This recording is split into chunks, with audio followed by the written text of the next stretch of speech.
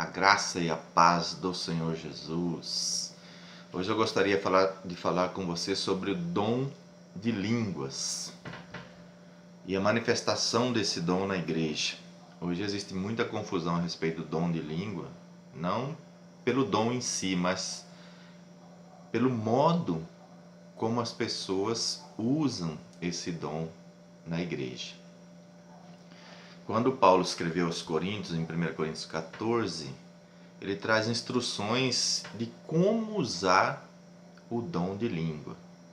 E muita falta de compreensão do dom de língua é porque quando Paulo fala do dom de língua, ele está falando de um termo genérico, para depois ele ir para o termo específico, que é o propósito desse dom. Porque há aparentes contradições a respeito do dom de línguas. Primeiro, Paulo diz assim: eu quero que todos vós faleis em línguas. Esse era o desejo de Paulo. Então há a possibilidade de todos falarem. Só que quando ele escreve 1 Coríntios no capítulo 12, e ele está falando também a respeito dos dons espirituais, ele diz assim: são todos profetas, são todos apóstolos, falam todos em outras línguas? E a resposta ali, você subentende, né, que está implícito no texto, que é não. São todos apóstolos? Não. São todos profetas? Não. Falam todos em línguas? Não. Né? Então há aparentes contradições. Quando em Atos capítulo 2, na descida do Espírito Santo, quando os apóstolos e os discípulos ali começaram a falar em outras línguas, e havia muitas pessoas para a festa do Pentecostes em Jerusalém. E eles aproximaram e viram eles falando em língua e disseram assim: mas são todos galileus, mas nós ouvimos falar na nossa própria língua materna. E tinha de várias nações, embora sendo judeu, mas vivia na cultura helenística, de várias línguas ali. E ouviram falar na própria língua. Então ali era língua do quê? Língua de outras nações, de outros povos. Mas quando você chega em 1 Coríntios 14, Paulo diz assim: quem fala em língua não fala a homens, senão a Deus. Com efeito, ninguém o entende e em espírito fala mistério. Então esse tipo de língua só fala a Deus, não fala aos homens. Mas ali em Atos, falou aos homens, né? Diretamente. Outra pergunta. Em Atos 2, quando fala as línguas ali, né, de outras nações, a outra pergunta que cabe é: as pessoas que estavam ali tinham o dom de interpretação de línguas? Claro que não, né? Eram pessoas incrédulas, que nem participavam da igreja, nem tinham recebido o Espírito Santo. Como que ia ter o dom de interpretação? Então, ali não se trata de interpretação de línguas. Então, o que nós temos que entender?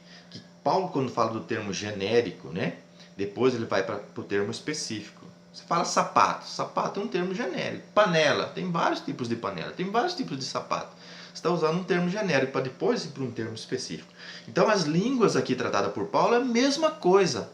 Existe o termo genérico, que são as línguas, e os termos específicos. O propósito para que essas línguas se manifestem. Né? Então, as línguas, quando ele está trazendo o ensino ali em Coríntios e trazendo a ordem do ensino de como usar esse dom de línguas, e ali fica claro, né, que Paulo não trata somente de uma linguagem sobrenatural, mas ele fala da linguagem sobrenatural, depois ele vai falar da linguagem de idiomas. Então é isso que nós temos que entender. O dom de língua ele se manifesta como idiomas, e ele se manifesta como uma língua sobrenatural que só Deus sabe. Né? Homem nenhum sabe. 1 Coríntios 14, Paulo fala que ninguém entende. E em espírito fala mistério. Então essa é uma linguagem sobrenatural que só Deus sabe quando você está falando. Né? Agora, quando a língua se manifesta para os incrédulos, ela é um sinal. Ela é um sinal. Jesus falou: estes sinais seguirão os que creem. Em meu nome expulsarão demônios, tal, falarão novas línguas. Ali ele está tratando de sinal. Quando Paulo está escrevendo 1 Coríntios 14, ele disse assim, que as línguas é um sinal para os incrédulos, não para os crentes. Que sinal é esse? É quando a língua se manifesta no idioma daquela pessoa para convencer aquela pessoa a respeito de Deus, do Evangelho. Aí a língua é como um sinal. Então é aí que eu falo que a língua ela vai do genérico para o específico, né? Como sinal, ela tem propósito de alcançar os incrédulos. A língua com interpretação é para a edificação coletiva da igreja. E a língua sem interpretação é para a edificação pessoal. Porque Paulo fala, se não tem intérprete, fale consigo mesmo e com Deus. Ou seja, fale em línguas em voz baixa, no culto público, para você não atrapalhar ninguém. Porque se não tem intérprete, qual a finalidade de falar alto? Né? Mas a tradição pentecostal, ela vai contra isso. Porque a tradição pentecostal fala que se você sentir um arrepio forte, você fala em língua como se você não tivesse um controle. E Paulo fala que nós temos que ter controle, porque ele diz, o espírito do profeta é sujeito ao profeta. Então a língua, as línguas que Paulo está ensinando, ela pode se manifestar como um sinal para os incrédulos, ela pode manifestar com interpretação para a edificação coletiva da igreja, e ela sem interpretação é para edificação pessoal. Por isso Paulo fala, fale consigo mesmo e com Deus. Amém? Esse é o ensino que Paulo trouxe em 1 Coríntios 14 para tirar, né, essa confusão que estava instalada ali em Coríntios. Né? Ele fala que Deus não é Deus de confusão, senão de paz, como em todas as igrejas. Então, é o uso correto do dom espiritual. Você que recebeu o dom de línguas tem que saber usar, porque o dom ele está sujeito ao profeta, né? Então Deus deu esse dom para uma finalidade, para edificar pessoalmente a pessoa que fala em língua, coletivamente se tiver alguém ali que interprete, né? E quando ela manifesta como língua de outras nações, como sinal, é para convencer o incrédulo, né? Então, é essa a diferença. Ora, Paulo trata dela como uma língua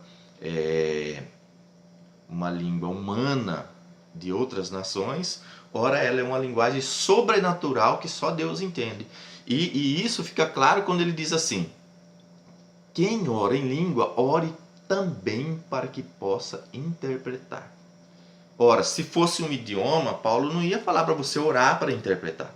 Paulo ia falar para você estudar, para você procurar um professor, né? Paulo ia falar isso, porque ninguém dá um conselho desse. Ah, eu quero aprender a língua de outra nação, eu quero aprender o inglês, o francês, o espanhol. Ah, vai orar. Ore para você ter essa interpretação. Ore para você saber essa língua. Não, vai estudar. Mas por que Paulo falou para orar? Porque era uma linguagem sobrenatural. Ele estava tratando daquilo que ele falou em 1 Coríntios 14. Quem ora em língua, quem fala em língua não fala aos homens, senão a Deus. Com efeito, ninguém o entende, e em espírito fala mistério. Amém? Que Deus abençoe a sua vida, que você saiba usar esse dom, que não haja confusão, né, no uso do dom de língua, mas que haja edificação. E se você tiver alguma dúvida, eu vou deixar o número do meu WhatsApp na descrição desse vídeo. Aí você entra em contato que eu tiro as suas dúvidas. Que Deus abençoe a sua vida, em nome de Jesus.